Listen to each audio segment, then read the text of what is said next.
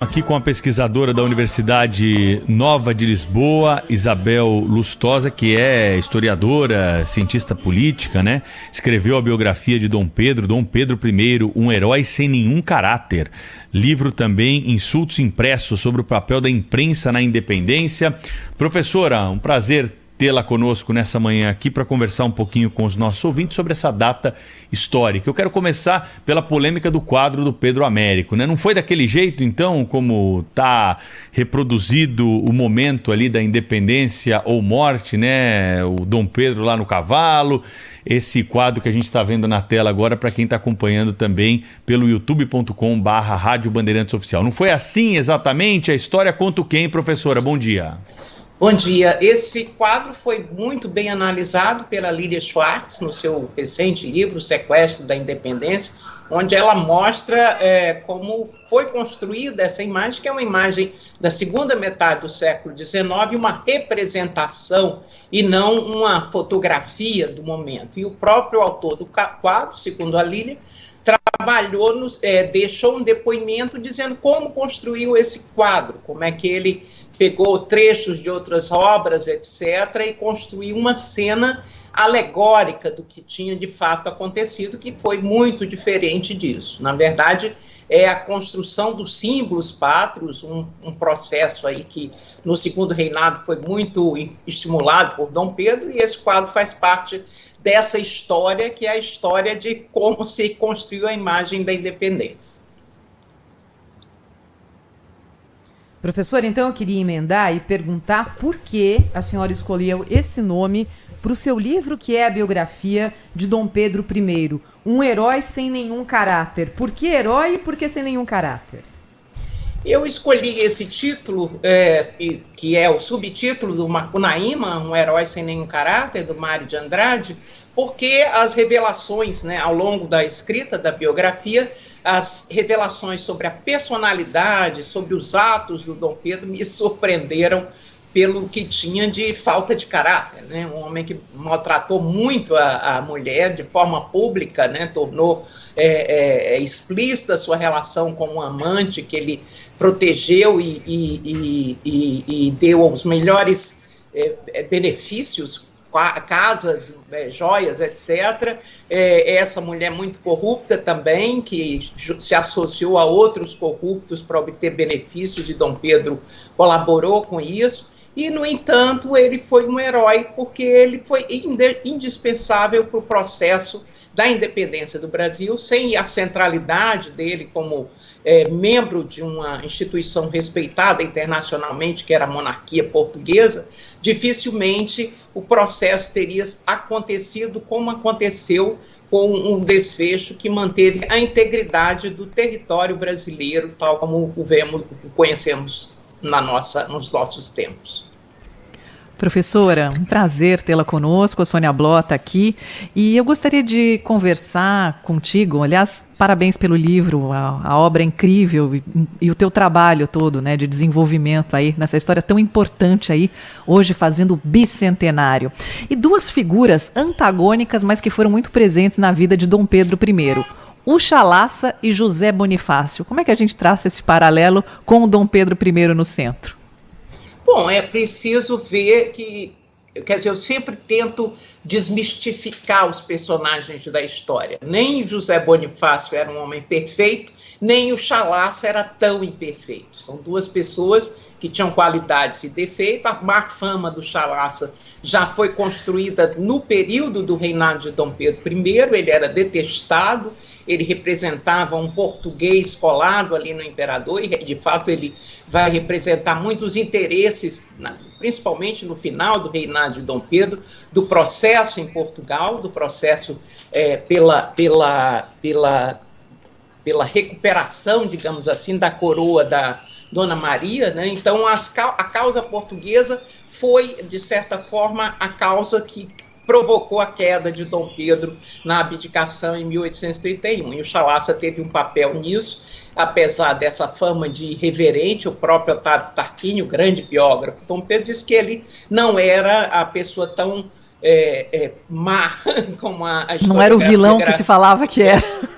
E já o José Bonifácio, que é um grande homem, tinha um grande projeto para o Brasil, foi ele o visionário que pensou, ele e outros brasileiros daquele período, brasileiros e portugueses, que não abdicaram da ideia de que o Brasil tinha que se manter como uma unidade territorial. E a guerra, né, o processo do reinado de Dom Pedro, que herdou esse projeto, né, dessa figura que era José Bonifácio, os homens da sua geração, pessoas que vinham, que conheceram, viveram em Portugal e se achavam portugueses, essas pessoas romperam com as cortes de Lisboa e estimularam Dom Pedro a romper, porque viram que o projeto português, se implementado, poderia causar fragmentação do território brasileiro.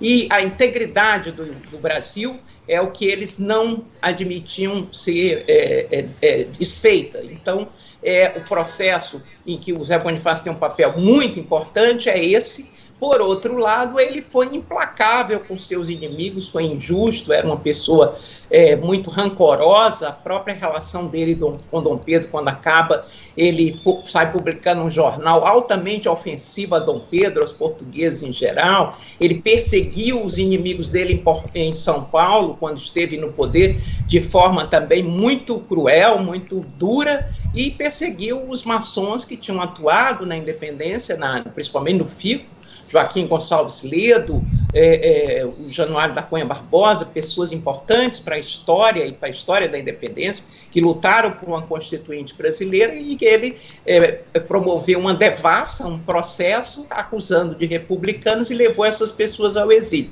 Isso não diminui, apenas faz a gente olhar para os heróis com uma visão crítica e ver que as pessoas têm defeitos e qualidades, ninguém é perfeito. Professora, bom dia, bem-vinda ao nosso programa. Eu queria que a senhora refletisse um pouco conosco sobre uma questão. A gente viu aí a chegada com muita... Aliás, o interesse é imenso aqui em Brasília, até me espantou, assim, as filas imensas de dobrar quarteirão, se existissem quarteirões aqui em Brasília, para ver o coração de Dom Pedro. No entanto, quando ele morreu em Portugal, ele teve tuberculose, eu acho, né, no fim da vida, e também depois de um período em que ele se estabilizou, permaneceu na cidade do Porto, e naquela época em que tentava tomar o poder do irmão, aquela confusão que a gente sabe, que a gente aprende nos livros de história. Mas é assim, o Dom Pedro, se amasse de fato o Brasil, ele teria pedido que o coração dele fosse tirado do seu corpo, depois da morte, é claro, e fosse trazido para o Brasil. Né? Mas não, a vontade expressada por Dom Pedro no testamento foi que o coração deveria permanecer na cidade do Porto. Como é que a senhora avalia isso? Quer dizer, a gente dá a Dom Pedro um papel, atribui a ele um papel, uma relevância maior do que o devido, ou não, enfim, isso é história, o homem e suas circunstâncias. Queria que a senhora refletisse um pouco sobre isso. Bom, eu acho que foi um oportunismo terrível desse governo se apropriar de uma parte do corpo de um homem que pediu para que o seu coração ficasse lá. É sintomático dos tempos que estamos vivendo, esse uso de símbolos que são da nação brasileira por um governo que pretende, né, que anuncia a todo momento que não vai respeitar as regras constitucionais, que ataca a justiça, que ataca o Supremo, o TSE, etc. É lamentável que os 200 anos da independência do Brasil ocorram nessas circunstâncias, com esse medo tremendo de golpe, que as pessoas ficam assustadas e presas em casa com medo de serem metralhadas pelas ruas. Professora, então, a pergunta é sobre o coração... Esse uso de um símbolo que pertence à nação portuguesa por esse governo se inscreve no mesmo tipo de coisa que vem sendo feita. Não foi isso que eu perguntei. Eu perguntei sobre a decisão de Dom Pedro de deixar no testamento o pedido para que o coração permanecesse na cidade do Porto e não vindo para Portugal. Não pedi à senhora o discurso sobre a política local, mas é exatamente uma apreciação sobre essa decisão do Dom Pedro, porque se ele amasse de fato o Brasil, ele teria pedido para o coração vir para o Brasil, né? Ele amava muito o Brasil. Dom Pedro é um homem dividido entre a sua identidade portuguesa e a sua identidade brasileira. Ele chegou no Brasil com 9 anos, era uma criança, e viveu a parte mais importante da sua vida no Brasil. Ele, nas inúmeras cartas que escreveu para o filho, que era uma criança, que certamente não ia ler, só leria na maturidade, ele vai falar desse amor, desse coração. E ele diz que é todo brasileiro e que o Brasil é também um filho dele. Ele amava o Brasil, sim, mas ele viveu dividido e no final da sua vida ele foi um português, um genuíno português que lutou pelo liberalismo em Portugal, por um regime constitucional em que sua filha fosse a rainha de Portugal. Então, acho que, de fato, você tem razão. Se ele tivesse naquele momento, a ideia de que a coisa mais importante para ele, naquela situação em que ele morria e que fez questão de abraçar soldados que estiveram ao lado dele nas trincheiras do Porto, que tem todo um drama, é aí que ele vira o herói com H maiúsculo, depois dessa guerra do Porto, em que ele sofreu inúmeras humilhações. Ele mesmo percebeu que não era um Napoleão Bonaparte, era um simples soldado, e se conformou e foi um soldado até o fim, e é isso que fez dele o herói que Portugal hoje aclama, e que nós aqui tivemos por excesso de proximidade, talvez, né, o fato dele ser um homem das ruas, um homem popular, um homem muito vulgar nas suas maneiras, na sua simplicidade, acabamos desvalorizando e ficando com esse lado pitoresco da história dele com a Marquesa de Santos, ou da violência dele com a mulher, que não é pitoresco, é horrível, mas que de fato acaba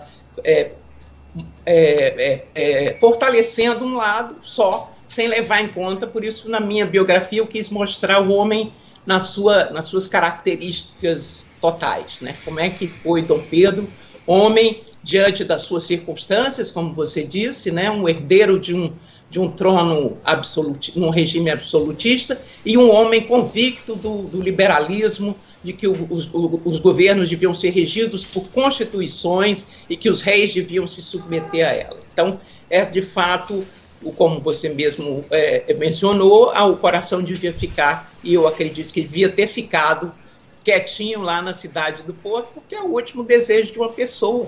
Não é só um príncipe, um homem que no leito de morte pediu para o coração ficar lá.